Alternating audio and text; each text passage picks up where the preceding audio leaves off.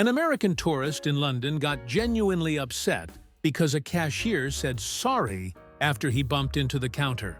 He thought she was being passive-aggressive and demanded to speak to her manager about the sarcasm. When the manager also apologized for the confusion, he accused the entire store of coordinating a psychological attack against Americans. He stood there for 15 minutes explaining that real apologies require direct eye contact and hand-on heart gestures. He called British sorries weaponized politeness designed to make tourists feel inferior. Most people just laugh at these moments. I study why they happen. If you value understanding cultures instead of mocking them, you'll want to stay close. This channel unpacks what others only react to. A woman from Texas spent her entire vacation convinced British people were plotting something because everyone kept saying thank you. This isn't random, it's cultural code. Every thank you, every sorry, carries centuries of social wiring. I track this full-time so you don't have to. Subscribe if decoding human behavior is your kind of curiosity. She documented each instance in a notebook as evidence. When a bus driver thanked her for having exact change, she told her husband they needed to leave the country immediately because nobody is this nice without an agenda. She genuinely believed the excessive politeness was a cover for pickpocketing operations. Her husband had to explain that some cultures just say thank you more than once per transaction. An American dad got confused when a British man said cheers and didn't hand him a beer. He waited at the pub entrance for 10 minutes expecting the drink to arrive. When nothing happened, he complained to the bartender that the greeting guy was pranking tourists by offering free drinks he never delivered. The bartender explained it just means thanks or goodbye. The dad got legitimately offended that British people cheapened the sacred beer word by using it for non-alcohol situations.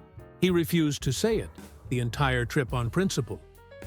A tourist demanded a refund from her hotel because the staff kept asking if everything was all right, which she interpreted as them repeatedly implying something was wrong. She made a list of 12 separate instances of staff asking if things were all right and presented it as proof they were gaslighting American guests. When the manager apologized and explained it's just a standard check-in question, she added that apology to her evidence list. She wrote a blog post about British hotels using psychological warfare tactics disguised as customer service. It had 43 citations of the word all right. An American teenager thought British people were making fun of his outfit every time they said, quite nice. He changed clothes 4 times in one day, trying to get a regular compliment instead of a quite one. His mom had to explain that quite nice is actually a genuine compliment in British English, not a subtle insult. He didn't believe her and spent £200 on a completely new wardrobe because he thought his American clothes were triggering British sarcasm. He told his friends back home that British fashion standards are aggressively judgmental but disguised as politeness. A woman from California got genuinely worried about British dental health after everyone kept apologizing for being in the way when she was clearly the one blocking the sidewalk. She thought the constant apologizing was a symptom of collective low self-esteem caused by poor nutrition.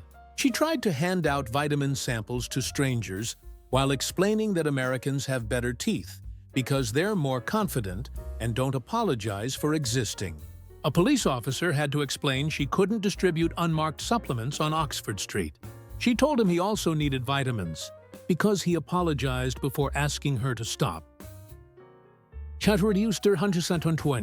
American college student thought brilliant meant something was blindingly shiny and spent a week confused why British people kept calling normal things brilliant.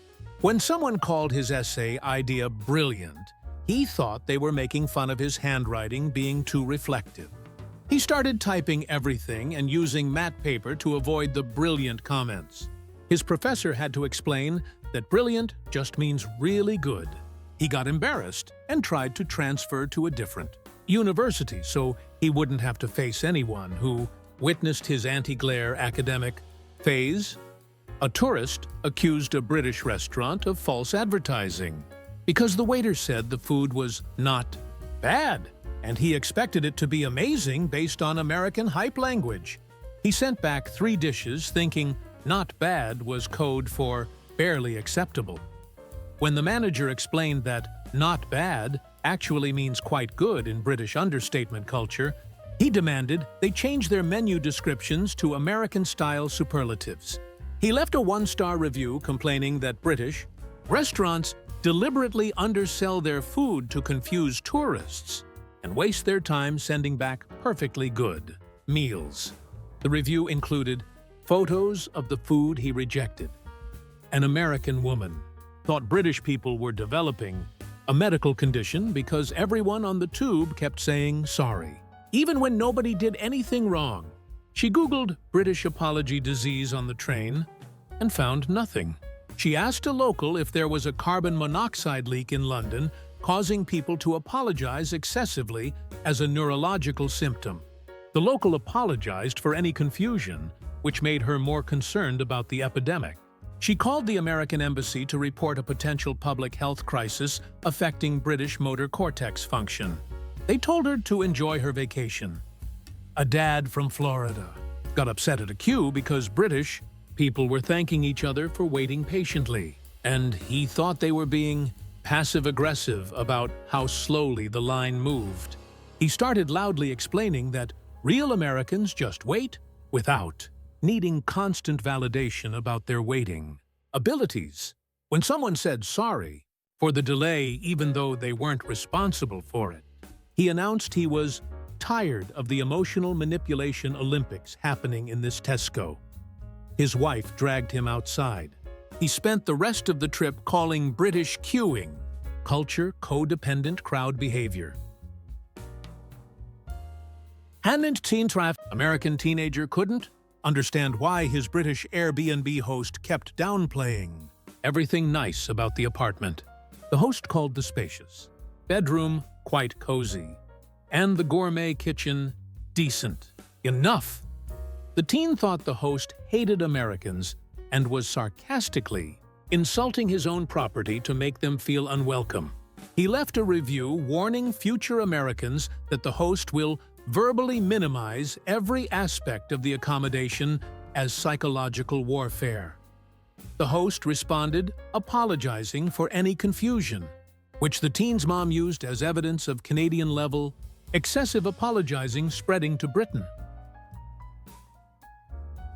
Woman accused a British tour guide of having a fake personality disorder because he said sorry after telling them about Henry VIII beheading his wives. She thought apologizing for historical events he didn't commit indicated pathological empathy syndrome requiring immediate treatment. She pulled him aside after the tour to recommend an American therapist who could help him establish healthy emotional boundaries with the past. The guide said, "Sorry for any concern," and walked away. She told her travel group she tried to help a man suffering from compulsive 16th century guilt, but British healthcare won't address mental health. Put it to end. American mom got confused when a British playground supervisor said her son was doing quite well and thought it meant he was barely passing some invisible kid standard. She scheduled an emergency meeting to discuss why her son was only achieving quite well status instead of great or amazing. The supervisor explained that quite well is actually a strong positive in British English. The mom didn't believe her and hired an American tutor to get her son up to brilliant level. She posted in an expat Facebook group, warning parents that British schools use subtle linguistic negging to lower American children's confidence. A tourist thought British people were secretly insulting him in code because everyone kept calling things lovely, which he associated with elderly grandmas, not regular adults. When a 30-year-old bartender called his drink choice lovely, he thought it was sarcastic commentary on him ordering something too fancy. He switched to beer exclusively to avoid getting lovelied again. His girlfriend explained that British people just use lovely for everything. He maintained that grown men calling things lovely was definitely some kind of cultural inside joke designed to identify tourists who don't get it. An American dad accused a British museum employee of being condescending because she said, "If you wouldn't mind," before asking him to not touch an artifact. He thought the "if you wouldn't mind" phrasing implied he was the kind of person who would mind basic rules. He spent 10 minutes explaining that Americans prefer direct commands because we respect authority enough to not need it sugar-coated. The employee apologized for any offense. He added that apology to his growing theory that British people apologize to avoid confrontation because their history of monarchy made them afraid of direct communication. His wife reminded him he literally just complained about wanting direct communication. A woman from Arizona thought British people were gaslighting her about the weather because everyone kept apologizing for rain they didn't control. She tweeted that British people have a collective delusion where they think they're personally responsible for meteorological conditions. When a stranger apologized about the weather while waiting for the bus, she told him he needed therapy to separate his identity from atmospheric pressure systems. He said sorry for upsetting her. She called her sister, crying that the weather. Guilt runs so deep here, they even apologize for making you uncomfortable about their weather. Apologizing. An American teenager accused British teenagers of fake humble bragging because they kept downplaying their accomplishments using phrases like "not too bad" and "fairly decent" when a British student said she did all right on a test. The American checked and found out she got 95%. She concluded British culture trains people to perform false modesty as social dominance signaling to make Americans look arrogant by comparison. She wrote her college entrance essay about how British understatement creates inversy, narcissism where self-deprecation becomes its own form of superiority complex. She got accepted to Harvard. A tourist got genuinely angry when British people kept saying "no worries" because he thought they were dismissing his legitimate concerns. When a hotel worker said "no worries" about his delayed room, he launched into a speech about how Americans have valid worries, and British people can't just erase American anxiety with catchphrases. The worker apologized and said his room would be ready soon. The tourist added that interaction to his travel journal under Examples of British Emotional Invalidation Tactics. His entry was 800 words long and included a hand-drawn diagram of what he called the "no worries" dismissal cycle. Auntie Winston, American mom, thought her Airbnb host was depressed because she kept calling her beautiful. Historic cottage a bit old and somewhat drafty. The mom left a care package with self-help books about positive thinking and a note saying, "Your home is lovely. You deserve to speak kindly about yourself." The host was confused but thanked her.